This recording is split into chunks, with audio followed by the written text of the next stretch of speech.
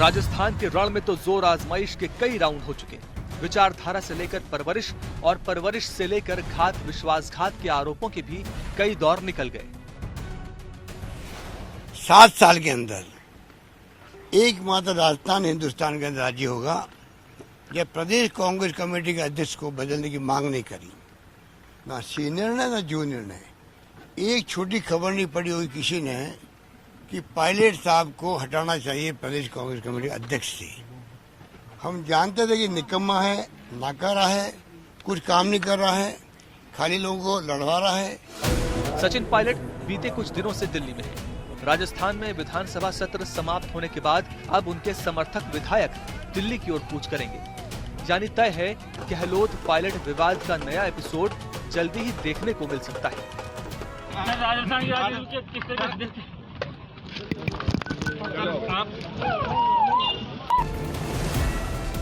कुछ दिन पहले सचिन पायलट ने खुलकर बगावत का झंडा बुलंद कर दिया था और तब कांग्रेस का शीर्ष नेतृत्व बड़ी मुश्किल से उन्हें पार्टी में बने रहने के लिए मना पाया था।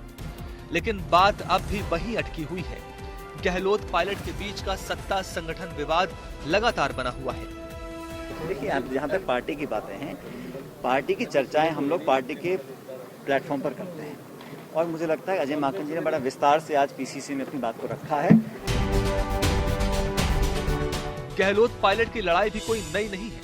पिछले साल जुलाई के महीने में तो बात इतनी बिगड़ गई थी कि शक्ति प्रदर्शन की नौबत आ गई थी। सारे राजनीतिक शिष्टाचार लगभग खत्म हो गए थे।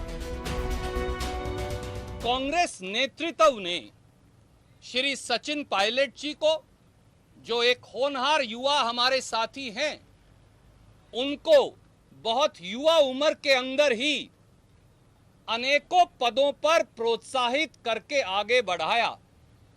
सांसद से लेकर केंद्रीय मंत्री से लेकर चुनाव हार जाने के बाद प्रदेश कांग्रेस कमेटी के अध्यक्ष से लेकर और उसके बाद प्रदेश के उप मुख्यमंत्री तक लगभग 14-15 साल के ही अंतराल में श्रीमती सोनिया गांधी और श्री राहुल गांधी जी द्वारा हमारे इस युवा साथी को प्रोत्साहित करके कांग्रेस ने आगे बढ़ाया। लड़ाई राजस्थान में भी वही है जो पंजाब और छत्तीसगढ़ की है। पायलट और उनके समर्थकों का मानना है कि अगर कांग्रेस राजस्थान में सत्ता में लौटी थी तो उसमें सचिन पायलट की 5 साल की मेहनत रही, लेकिन जब मुख्यमंत्री की कुर्सी पर ताजपोशी का वक्त आया तो गहलोत को चुन लिया गया। बीते दिनों इस बात की भी चर्चा थी कि राजस्थान कांग्रेस के गतिरोध को दूर करने के लिए कांग्रेस ने एक फॉर्मूला तय कर लिया है, जिसके तहत गहलोत को सीएम बनाए रखने और पायलट को राष्ट्रीय महासचिव बनाए रखने की अटकलें थीं। इसके अलावा राजस्थान कांग्रेस संगठन और सरकार के मंत्रिमंडल विस्तार में पायलट समर्थकों को अधिक महत्व देने की बात भी सामने आई थी। पर्यवेक्षक अजय माकन ने सुलह का ये फॉर्मूला तलाशा था, लेकिन अशोक गहलोत के खराब स्वास्थ्य के चलते या किसी और कारण से कांग्रेस पार्टी की ओर से राजस्थान पर अब तक कोई फाइनल फैसला नहीं लिया गया है। यानी कभी भी राजस्थान कांग्रेस में छिड़ा विवाद सिर उठा सकता है। कांग्रेस की समस्या प्रदेश स्तर पर लगातार विरोध की है, जिसके चलते मध्य प्रदेश उसे गंवाना पड़ा था। जिस रास्ते पर आज पंजाब की स्थिति है, राजस्थान की स्थिति है, कभी उसी रास्ते पर ज्योतिरादित्य सिंधिया और कमलनाथ विवाद था।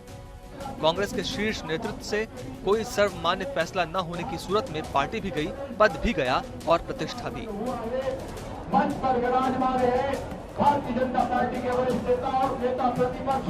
वो मैनिफेस्टो का एक अंक पूरा न हुआ तो आपके साथ सड़क पर अकेले मत समझना, आपके साथ सड़क पर ज्योतिरादित्य सिंधिया भी उतरे। कांग्रेस सिर्फ सत्ता के स्तर पर ही संघर्षरत नहीं है, बल्कि संगठन के स्तर पर भी लगातार जूझ रही है। उत्तर प्रदेश में उसे जितिन प्रसाद को गंवाना पड़ता है, तो असम में पूर्व सांसद सुष्मिता देव पार्टी का साथ छोड़ चुकी है। जो कुछ कांग्रेस में होता है, एक परिवार के डोर हिलाने से होता है। 14 महीने से जो अंगारे पर राख पड़ी है, मैं समझता हूं कि जो फार्मूला अजय माकन ने सुलह का दिया था, उस पर यह लग रहा था कि किसी समय भी कोई भी मंत्रिमंडल के पुनर्गठन की बात हो जाएगी, पर हुआ नहीं। पंजाब की घटना का प्रभाव और कुप्रभाव दोनों जिसको कह सकते हैं राजस्थान की राजनीति पर पड़ने की संभावना से इनकार नहीं किया जा सकता। यूपी जैसे बड़े राज्य में कांग्रेस को अपनी स्थिति मजबूत करनी है। पंजाब और गुजरात का रण भी सामने है, लेकिन फिलहाल लड़ाई कांग्रेस की खुद से चल रही है।